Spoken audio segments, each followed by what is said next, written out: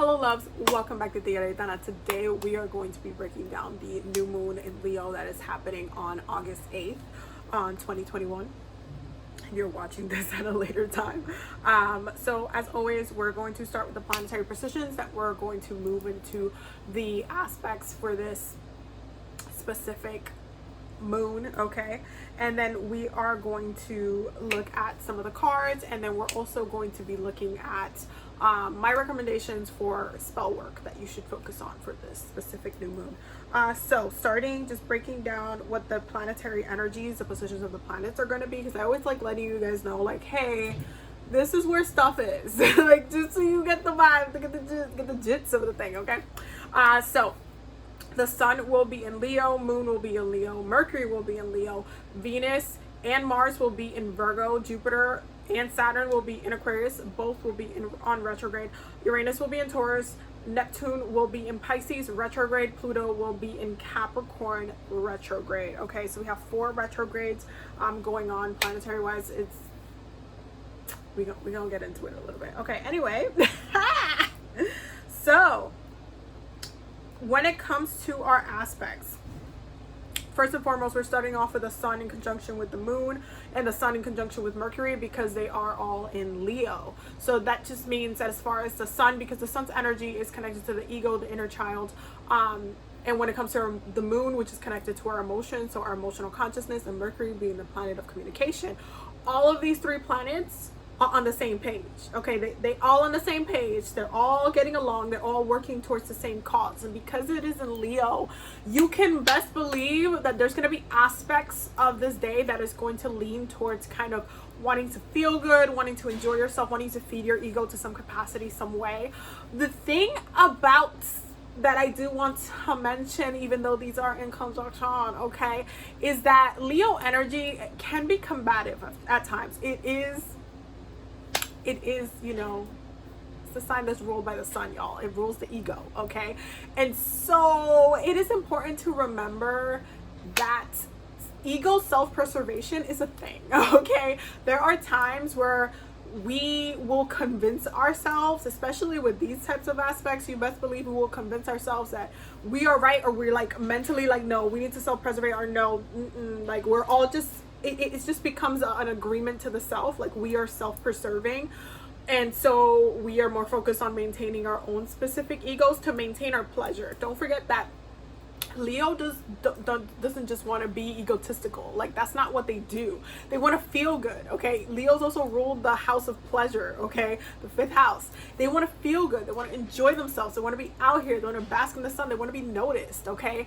The ego, right? The ego. And so it is important to remember that this is something that is very much present within the energy. This is something that, you know, it can manifest not just in you wanting to make yourself feel good, but it also can be a little bit combative if somebody tries to come for you, or somebody tries to, you know, like create any type of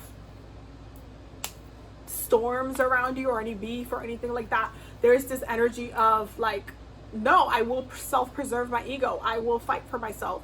Do not forget that Leo is also the sign that ruled the lion. What happens when you poke the lion? Okay, you trying to get your arm bit off.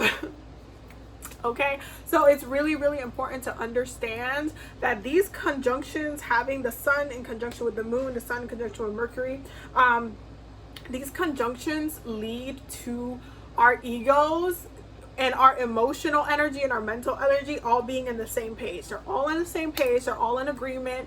They are actively, you know, they have a singular agenda. Okay, it's not, oh, but this and that, no. They have a similar agenda. They are working together to basically ground the energy of fire, because again, Leo's a fixed sign. Do not forget it, okay?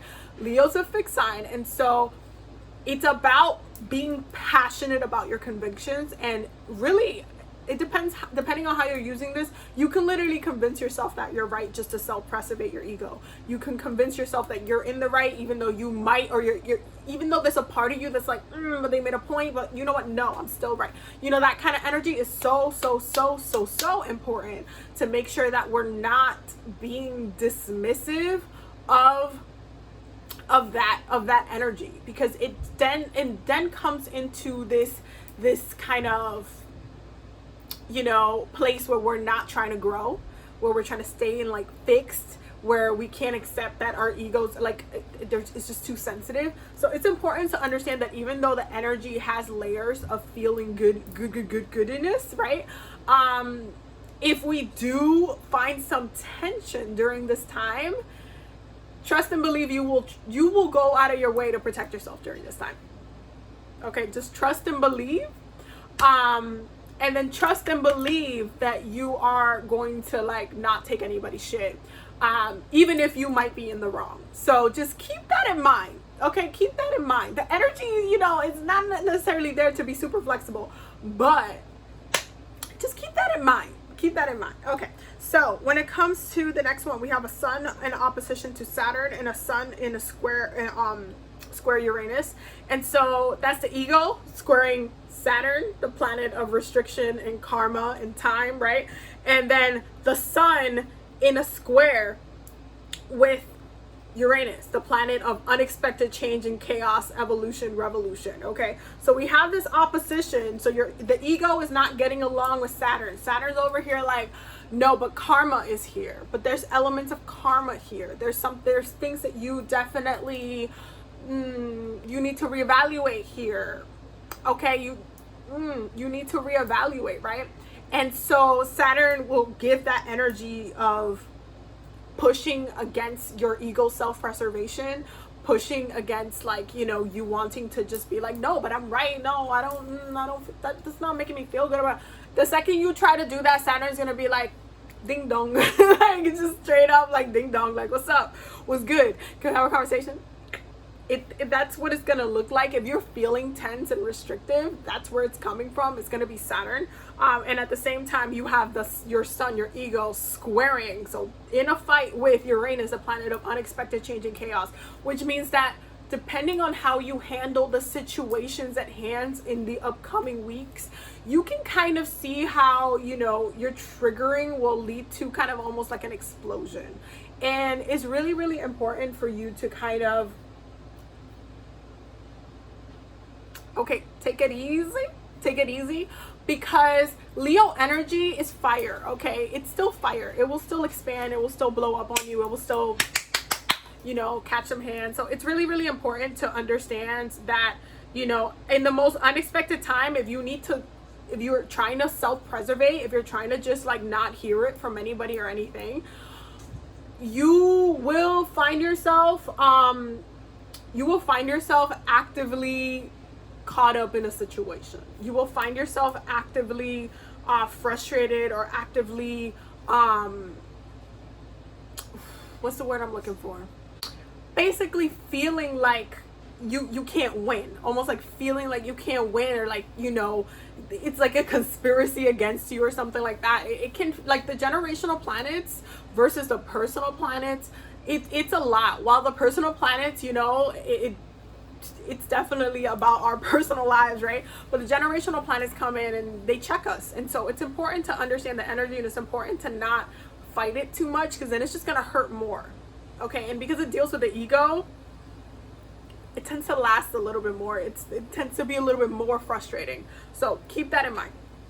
Now, the moon will also be in a conjunction with Mercury, because again, they're both in Leo. So as far as emotional energy, mental energy, there will be like on same page energy. Okay, the moon will also be in an opposition to Saturn, and the moon will also be squaring Uranus. And this is the same reason why the sun is doing the same thing with Uranus and Saturn. And it really comes like emotionally, it can put us in a position where we are kind of really trying to fight. We're really trying to, you know, not change, not accept it, not, you know, admit fault, not, you know, like, it turns into a self-preservation thing. So it's very, very important for us to woosah, you know, for us to like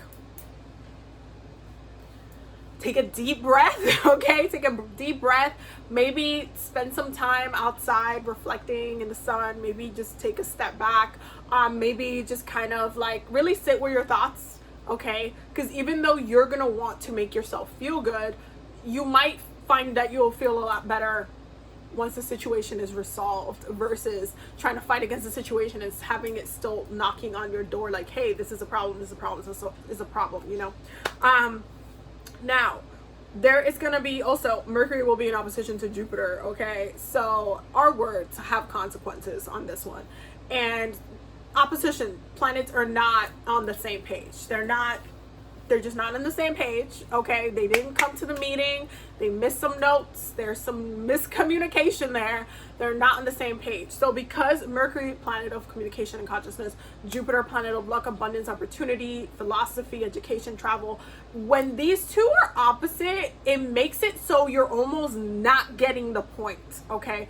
Because Mercury is a planet of consciousness, so the mind, Jupiter is like the planet of intelligence, okay? So you could know something with Mercury, you could be conscious about something, but to understand something is Jupiter, okay? And so having these two planets like in opposite ends means that somebody will literally try to explain something to you in like 10 different ways, and you're still not gonna get it. You're still not gonna get it. So it can be really, really frustrating. And what I recommend is, again, take it easy, okay? Take it slow, take a couple of deep breaths. Try to not be so fixed on self-preservation that you don't allow yourself to evolve.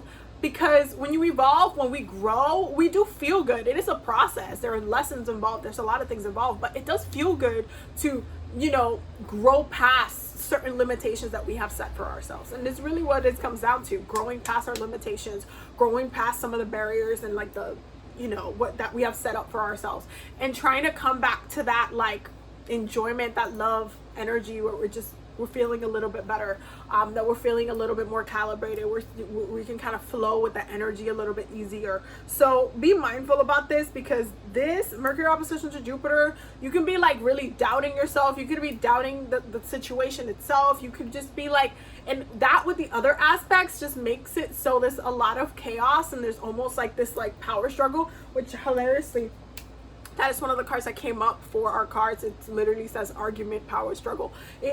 There is this kind of energy of this kind of friction. So yeah, there will be a little shakeup for this. I'm not gonna lie to you guys. I'm not going to lie to y'all. Venus will be in a trine with Uranus. Venus will also be in a trine with Pluto. Okay, Venus, planet of love, pleasure, and money, in a trine. Beautiful aspect, right? With Pluto, the planet of death and transformation, okay? And Uranus, the planet of chaos and unexpected change and evolution and revolution. Like, if you want to feel pleasure, if you want to be happy, you gotta go with the flow. You gotta roll with the punches. You have to resolve the issues. You can't just keep ignoring it. It's just like, if you want to benefit from it, I'm letting you know right now, ignoring the issue, trying to pretend like it's not there, trying to pretend it doesn't exist, all of these kind of other things, it's not going to do you any good. Okay, I'm just saying, I'm just letting y'all know out here. I'm letting y'all know out here. It's super, super important for us to make sure that we are focused, that we are open, that we are not trying to, you know, remain stuck on certain things that we shouldn't really be stuck on, that we're open to like changing our perspective and to evolving our perspective a little bit, because listen, it can be a lot. It can be a lot if we allow ourselves to kind of stay in a very toxic energy that we think is not toxic, but others are trying to tell us or communicate to us that it's like, well, so just be very mindful of that, because the energy is there for Venus will also be in opposition to Neptune. When Venus and Neptune are in opposition, there is a little bit more clarity that comes through, especially when it comes to self-expression, when it comes to creativity and stuff like that. You might actually get some downloads through like music, or you know, anything that you're doing creative, whether it's painting, writing, or anything like that. You could be writing poetry, and all of a sudden like a message or a download will come through that would kind of alleviate or highlight you know, the situation in a way that maybe you can process it and reflect, because Neptune rules the energy of reflection.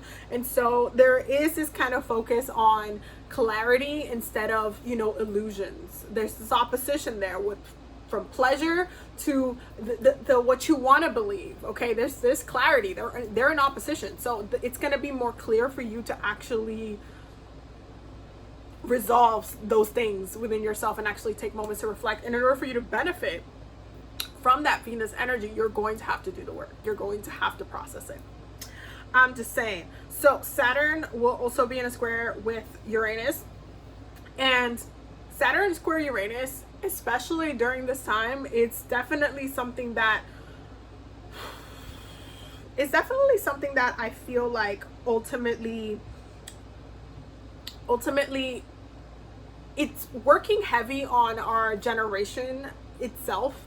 Is not only affecting us in personal ways, and for that definitely look for your transits for these upcoming moon cycles, but when it comes to the generational planet's energy, it's really important to understand, especially during Leo season, because Leo season is such a personal season and we make it all about ourselves and all this kind of stuff. It's important to understand that we're not the only ones going through shit. Okay, we're not the only ones going through our own personal evolutions. Sometimes our own personal evolutions intertwine with others, intertwine with certain things, certain experiences, certain people, certain moments that we kind of end up like whoop, and then we cross paths and interchange and stuff like that. It's important to understand that, because Uranus and Saturn are such evolutionary planets. Saturn, as much as, Saturn rules time at the end of the day. That is past time, that is future time, that is current time. So either way, there is this kind of relationship that Saturn has with Uranus, where there is an evolutionary focus for how time is spent. And because Uranus's focus is all about becoming better, being in alignment, being focused, okay, having that evolution, that revolution, saying no, shake it up, do something different, shake it up. You can't just stay in the same thing. Shake it up, shake it up, shake it up. Because that energy is present, it really checks you for how you've been spending your time on this earth. Now, let's look at some of the cards that came up. Okay, we have the King of Pentacles, the Seven of Pentacles, okay, and the Hierophant, okay, and then we have the Sun and the Nine of Swords. This should make sense from everything that I just said. Literally, it should just all make sense from everything that I just said, because there is a lot that we're like grounded in. There is this little bit of this fixation, but there's a lot that we still are, there's still some unresolved issues. And a lot of the time, because this is Taurus energy, and also this is also Taurus energy, you see that the bulls right there, this is the card of Taurus in the Pentacle suit. Because this is very much like Taurus energy, okay, Taurus is like the most, I've said it like a million times, Taurus is the most stubborn sign, astrologically speaking. Okay, and so when it comes to, having that fixation, having that,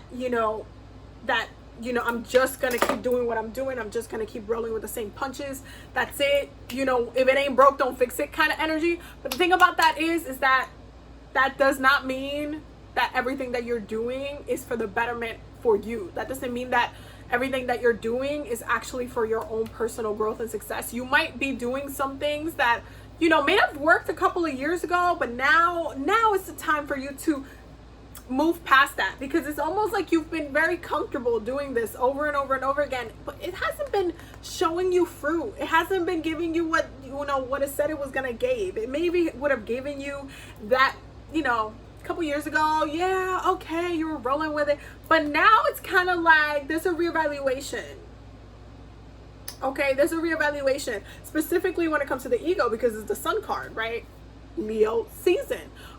There's a reevaluation of our happiness, of our pleasure, that we're just not, that needs to be reevaluated, needs to be rechecked, needs to be, we need to get back on our game. We need to find new ways to be comfortable and to be productive and to do the things that we love to do. We need to find and evolve through time instead of being comfortable with the same thing, because that's why we're seeing so much friction, so much planetary friction. Okay, it is literally, having these two cards is just like, oh, I got the Sun, like, and then darkness. Like, it's just, it almost contradicts itself, but You know, the planets are literally saying, okay, you can literally be out here trying to do the most with your ego, but best believe that there are things haunting you for a reason. There are things that are still in your head for a reason.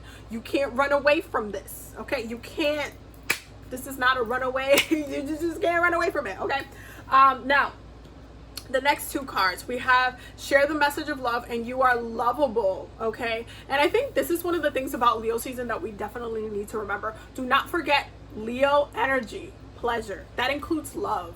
Leos are so much like of the biggest lovable people because they give love so freely, so easily, so openly to anyone.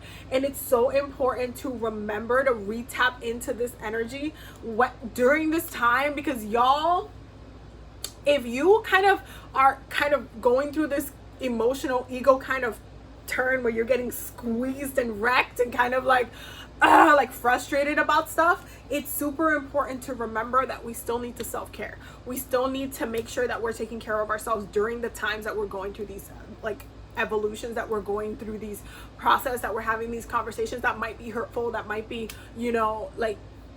it might be harder for us to accept, but we still need to accept anyway. There's layers. We need to be able to evolve, okay? And that includes you being able to tap back into that love energy, you not giving up on that love, that very healing light energy, that fire, that passion, because it's not about tearing you apart and breaking you all apart. It's just about, making sure you're still, you're like updated. This is like a software update, okay?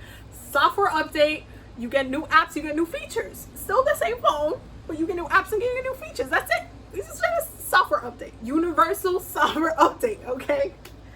Now, so we already talked about the argument and power struggle. We also have generosity and good luck, okay? Generosity and good luck. And I feel like once things start to kind of move and push and evolve, that's where you're going to see that breakthrough where, more of that lighter tapping into the pleasure energy comes in.